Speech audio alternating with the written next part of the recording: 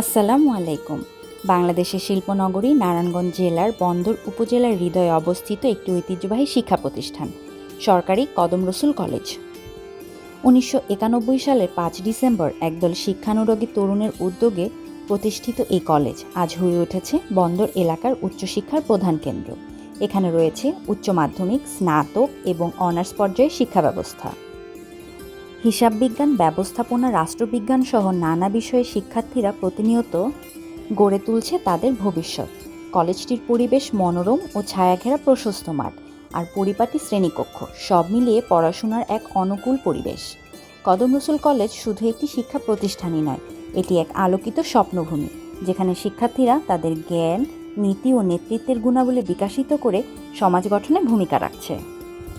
সরকারি কদম রসুল কলেজ শিক্ষা, নৈতিকতা ও অগ্রগতির অনন্য প্রতীক। কলেজটির পাশেই রয়েছে পাকপাঞ্জাতন সিটি জামে মসজিদ। এই মসজিদটি দেখতে যেমন সুন্দর, ঠিক তেমনই নান্দনিক।